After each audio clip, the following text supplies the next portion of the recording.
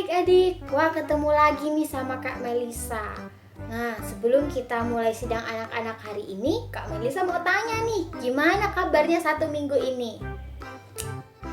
Wah, Kak Melisa yakin nih, pasti sehat-sehat semua kan? Tapi kalau misalnya ada yang batuk, ada yang pilek, gak apa-apa, harus tetap jaga protokol kesehatan. Nah adik-adik, Kak Melisa denger nih ya, ada yang udah PTM ya, pertemuan tatap muka. Nah adik-adik harus tetap jaga protokol kesehatan. Kan sekarang kan cuaca sering berubah-ubah, kadang hujan, kadang panas. Nah adik-adik tuh kita bakal lebih rentan untuk terkena flu. Oleh karena itu kita harus tetap jaga kekebalan dan kesehatan tubuh kita. Oke, sebelum kita masuk ke sidang anak-anak, Kak Melisa mau ngajak adik-adik semua untuk menyeru nama Tuhan 3 kali, lalu kita berdoa. Adik-adik di rumah tetap ambil sikap berdoa yang tepat ya.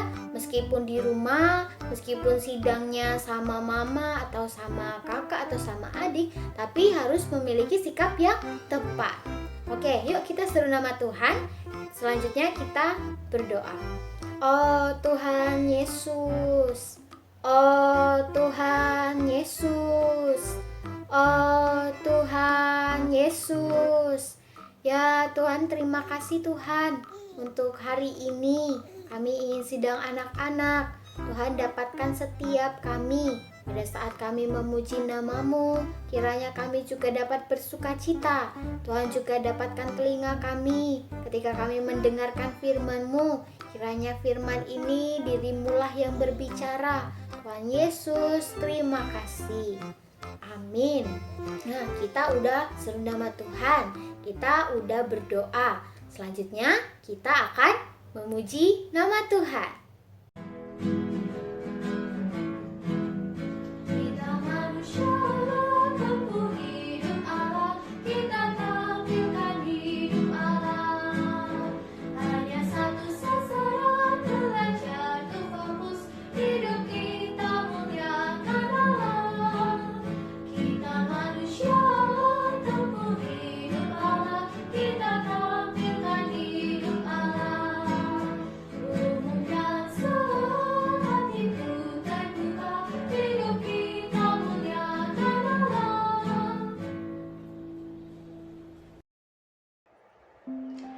Adik-adik, ketemu lagi sama Kak Ica.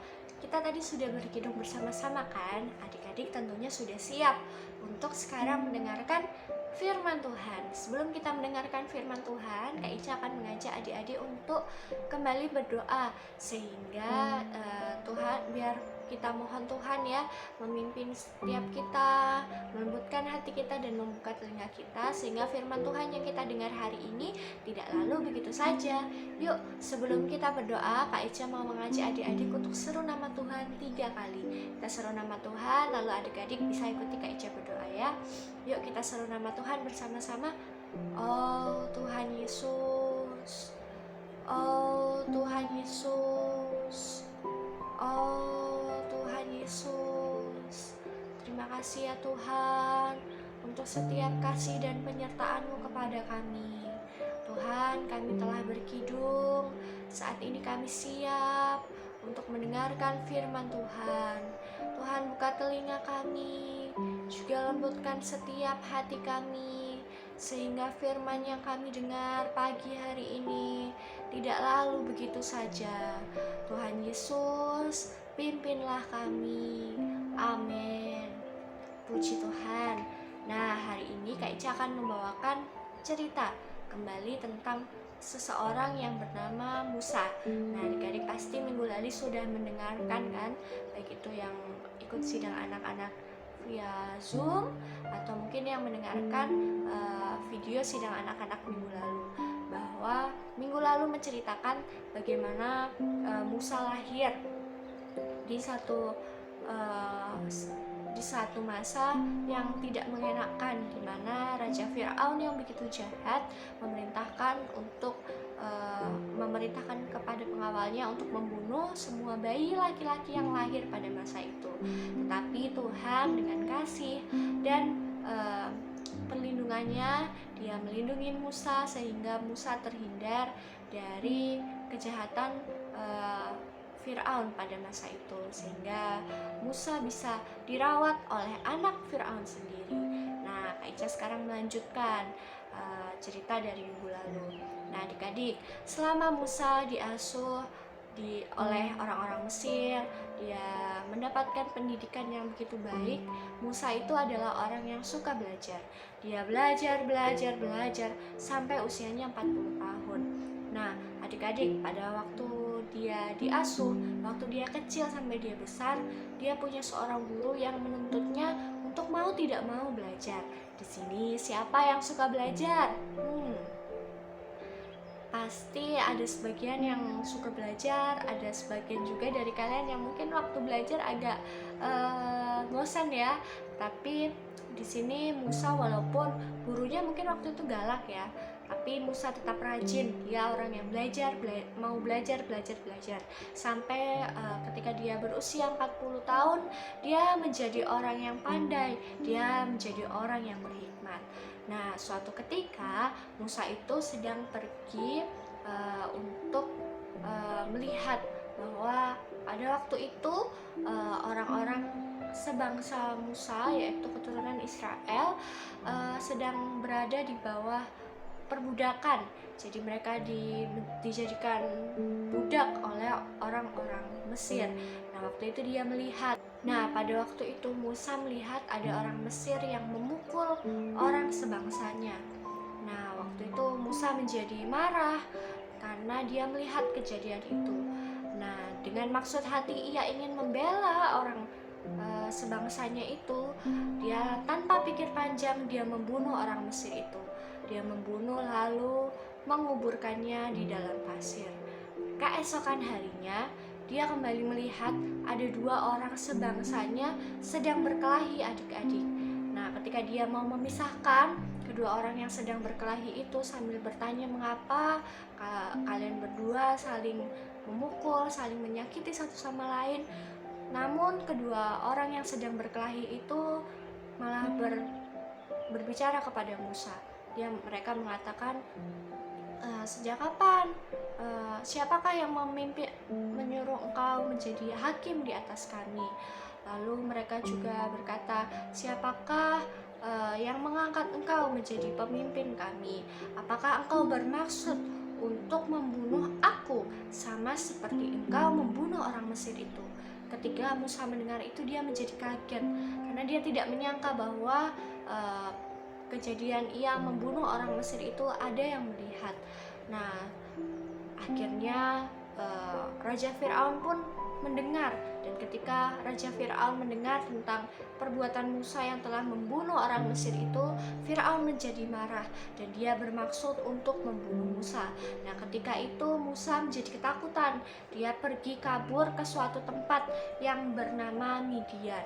Nah, ketika dia sampai di Midian itu, dia duduk di dekat sumur dan dia melihat ada seorang imam. Jadi di Midian itu ada seorang imam yang mempunyai 7 anak perempuan. Ketika dia sedang duduk di dekat sumur itu, dia melihat 7 perempuan itu sedang menimba air. Dia menimba air lalu mengisi palungan. Palungan itu semacam tempat untuk minum ya. Waktu itu digunakan untuk minum, memberi makan kambing domba. Nah, pada waktu itu perempuan-perempuan itu sedang memberi minum kambing domba yang mereka gembalakan. Tetapi tiba-tiba ada gembala-gembala lain yang bermaksud untuk mengusir perempuan-perempuan itu. Tetapi Musa melihatnya, lalu dia tergerak oleh belas kasihan kepada perempuan-perempuan itu, lalu membantu perempuan-perempuan itu sehingga gembala-gembala itu pergi. Lalu bukan hanya membantu mengusir gembala-gembala yang jahat itu, Musa juga membantu perempuan-perempuan itu untuk memberi minum domba dan kambing yang mereka sedang ternakan. Nah, adik-adik, lalu perempuan-perempuan itu kembali pulang menemui ayahnya. Nah, ayah mereka bernama Rehuel. Namanya Reuel. Nah, Reuel ini bertanya kepada anak-anaknya, kenapa mereka lekas sekali untuk kembali pulang? Lalu anak-anak dari Reuel, para perempuan itu mengatakan bahwa ada seorang Mesir yang membantu mereka, bukan hanya membantu mereka dalam mengusir para gembala yang hendak berbuat jahat dan mengusir perempuan-perempuan itu, tetapi mereka mengatakan bahwa seorang Mesir ini yang adalah Musa juga membantu mereka untuk memberi minum para kawanan domba yang sedang kambing dan domba yang sedang mereka gembalakan. Lalu Reuel berkata kepada anak-anaknya, mengapa kamu meninggalkan dia gitu? Reuel berkata, di manakah dia? Mengapa kamu tinggalkan orang itu? Panggillah ia, ajaklah makan. Jadi Reuel mengundang Musa untuk makan, dan Musa bersedia untuk tinggal di rumah Reuel. Dan bukan hanya tinggal, tetapi Reuel juga menikahkan Musa dengan salah satu anaknya yang bernama Zipora. Nah, adik-adik, Musa ini orang yang rajin ya. Dia bekerja membantu mengembalakan kambing dan domba milik Reuel ini selama 40 tahun. Tetapi dia tidak tahu bahwa orang Israel yang ada di Mesir pada waktu itu masih menderita. Nah, orang-orang yang berada di Israel, mereka yang menjadi budak ini, mereka merasa sangat menderita karena dijajah ya istilahnya, diperbudak oleh orang-orang Mesir. Nah, mereka yang menjadi budak ini, mereka berseru-seru kepada Tuhan, mereka berdoa, mereka mohon pertolongan daripada Tuhan, dan Tuhan mendengarkan seruan dari orang-orang Israel ini. Nah, adik-adik, suatu ketika Musa ini berjalan ke padang gurun. Dia sedang berada di padang gurun, lalu dia melihat ada semak-semak yang terbakar. Tetapi anehnya adik-adik, semak-semak itu tidak hangus. Wah, adik-adik coba bayangkan ya, kalau adik-adik biasanya membakar sesuatu, apapun yang terkena api pasti akan terbakar atau hangus. Tapi yang dilihat Musa ini tidak, sungguh alangkah anehnya. Kalau Kak Ica lihat semak yang tidak hangus waktu terbakar, pasti Kak Ica juga heran, Kak Ica juga bingung. Nah, makanya Musa, karena dia bingung ya, dia merasa ada yang aneh dengan semak itu, dia mendekati semak itu. Lalu ada suara yang terdengar dan Musa terkejut. Dari mana ya suara itu berasal? Nah, suara itu mengatakan dan memanggil Musa, Musa. Lalu Musa terkejut dan ia menjawab, ya Tuhan. Dia tahu bahwa itu adalah suara Tuhan. Lalu Tuhan berkata kepada Musa, tanggalkanlah kasutmu karena engkau berdiri di tanah yang kudus. Tuhan berbicara seperti itu kepada Musa. Lalu adik-adik, Tuhan berfirman kepada Musa. Dia mengutus Musa untuk membawa orang-orang Israel yang ada di tanah Mesir untuk keluar dari tanah Mesir, karena Tuhan telah mendengar seruan doa dari orang-orang Israel yang berada di Mesir pada waktu itu. Tetapi ketika Musa mendengar perintah Tuhan itu, Musa menjadi khawatir, dia menjadi takut. Padahal tadi ketika Musa dipanggil oleh Tuhan, Musa, Musa, dia langsung menjawab, ya Tuhan. Tetapi ketika Tuhan mengutus Musa untuk membawa orang Israel keluar dari tanah Mesir, dia malah berkata seperti ini adik-adik. Dia berkata kepada Tuhan, siapakah aku sehingga aku harus melakukan ini? Mengapa aku? Dia merasa ragu, dia merasa ketakutan. Namun Tuhan memberikan janji yang begitu manis kepada Musa adik-adik. Tuhan telah berkata kepada Musa bahwa bukankah aku akan menyertai engkau, tetapi walaupun Musa sudah mendengar janji Tuhan itu, Musa tetap ada satu ketakutan di dalam hatinya. Lalu Musa kembali berkata kepada Tuhan, jika orang-orang Israel itu bertanya tentang nama Tuhan, Musa harus menjawab apa? Lalu Tuhan berkata, Tuhan berfirman kepada Musa, Aku adalah Aku. Ini adalah nama Tuhan, adik-adik. Maksudnya apa? Aku adalah Aku. Jadi Tuhan ini adalah segala sesuatu bagi Musa. Ketika Musa membutuhkan kesabaran, Tuhan adalah kesabaran bagi Musa. Ketika Musa perlu keberanian, maka Tuhan menjadi keberanian bagi Musa. Ketika Musa membutuhkan kekuatan, Tuhan adalah kekuatan bagi Musa. Wah, puji Tuhan ya adik-adik. Tuhan memberitahu Musa bahwa Tuhan adalah segala sesuatu bagi Musa. Nah, lalu Musa masih ragu-ragu adik-adik. Musa bertanya, bagaimana kalau orang-orang tidak mau percaya kepadanya dan tidak mau mendengarkan Musa? Lalu Tuhan bertanya kepada Musa, apa yang ada di tanganmu? Musa menjawab, tongkat. Lalu Tuhan mengutus untuk Musa melemparkan tongkatnya. Dan apa yang terjadi? Yang terjadi adalah tongkat itu menjadi ular. Karena Musa kaget, dia lari meninggalkannya. Tetapi Tuhan berkata kepada Musa, ulurkanlah tanganmu dan peganglah di bagian ekornya. Lalu ketika Musa melakukannya, dia mengulurkan tangannya dan memegang ekor dari ular itu. Ajaibnya ular itu berubah lagi menjadi tongkat ya seperti semula. Lalu Tuhan kembali berfirman kepada Musa. Tuhan memerintahkan untuk Musa memasukkan tangannya ke dalam kantung bajunya ya. Lalu ketika dimasukkan dan dikeluarkan, tangannya menjadi putih. Dia terkena kusta. Tapi Tuhan kembali mengatakan kepada Musa untuk memasukkan lagi tangannya ke dalam kantungnya lagi dan dikeluarkan, tangannya kembali pulih, tidak lagi ada kusta yang ada di tangannya kembali sembuh.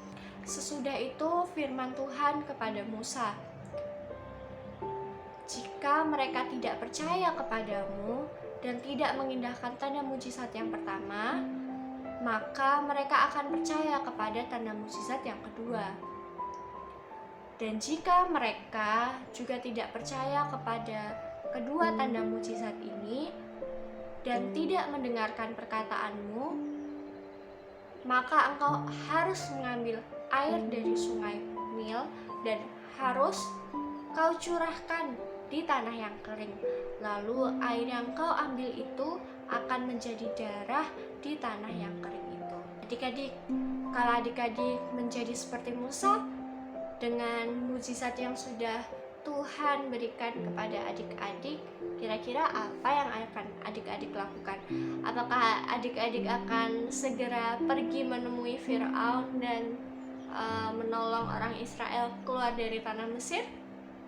Atau mungkin adik-adik masih takut dan ragu?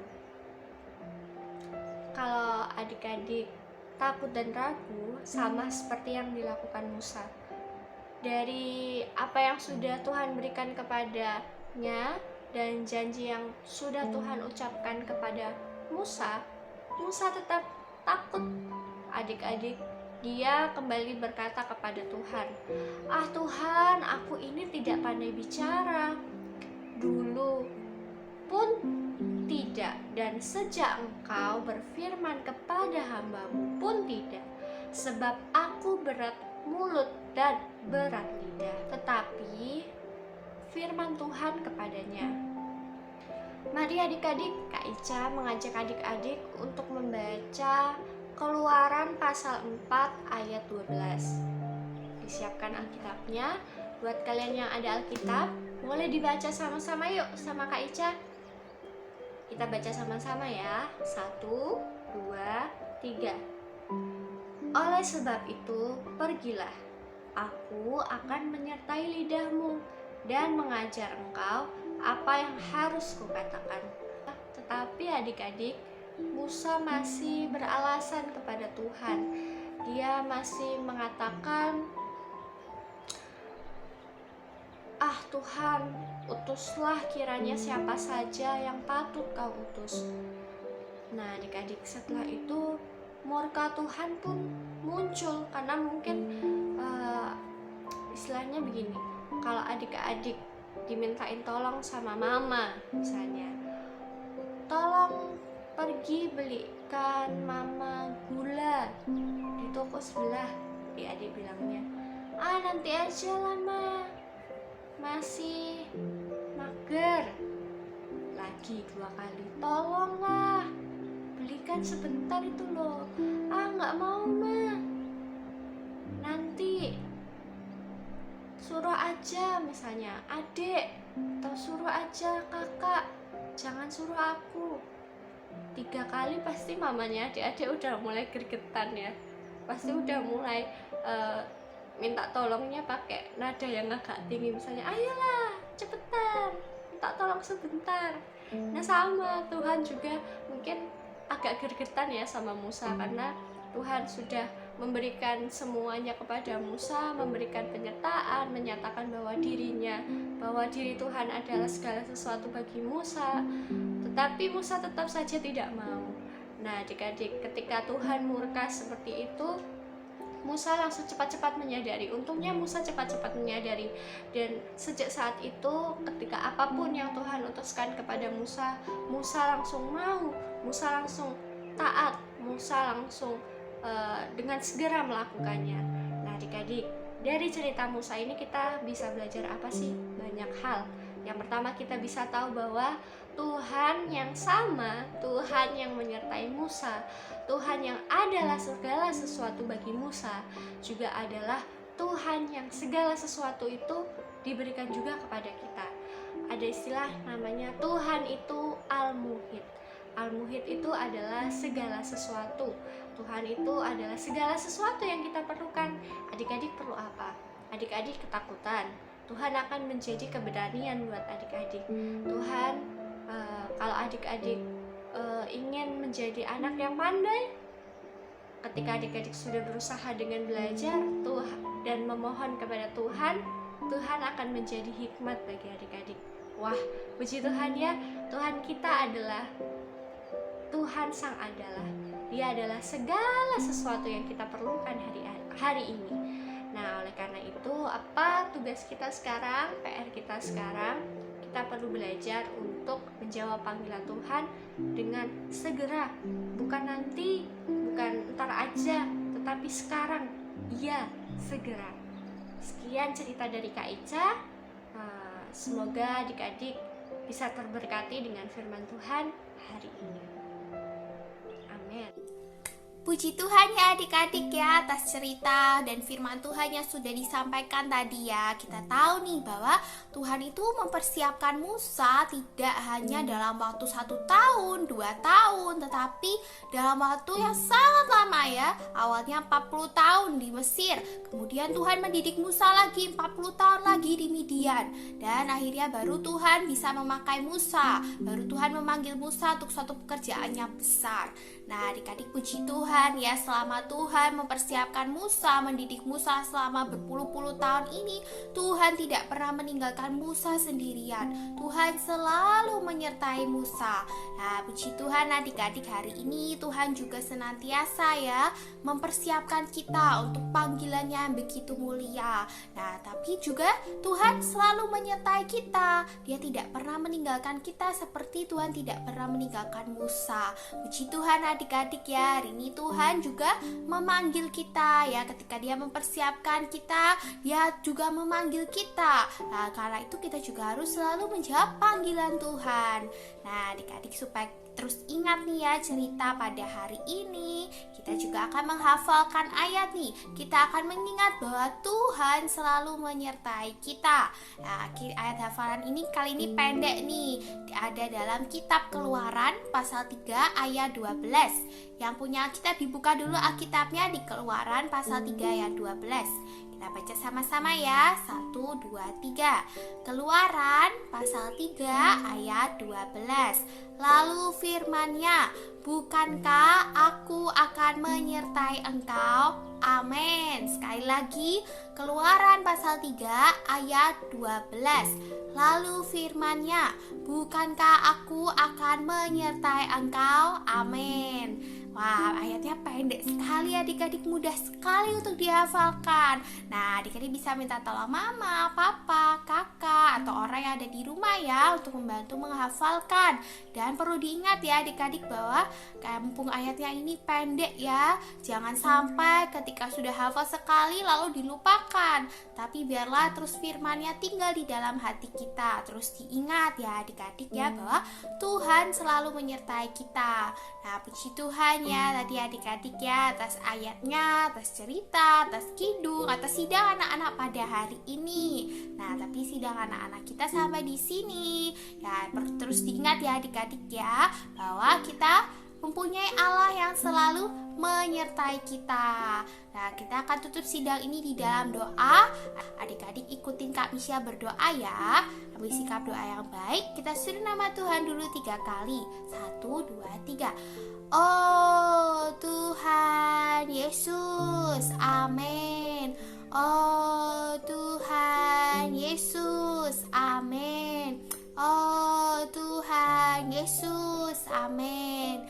Tuhan Yesus, terima kasih bahwa Dikau adalah Allah yang selalu menyertai kami. Kau tidak pernah meninggalkan kami sendirian. Terima kasih Tuhan. Nah, itu kami juga mau ya belajar menjadi anak-anak yang cinta kepadamu, belajar menjadi anak-anak yang selalu menjawab setiap panggilan Tuhan. Terima kasih Tuhan Yesus, kami cinta padamu. Amin. Nah, adik-adik sedang kita sampai di sini. Tetap diingat ya bahwa tetap harus menjaga kesehatan, tetap patuhi protokol kesehatan, makan makanan yang bergizi, dan juga jangan lupa minggu depan sidang anak-anak lagi ya, baik secara Zoom maupun melalui YouTube. Nah, sampai ketemu di sidang anak-anak minggu depan. Tuhan Yesus memberkati.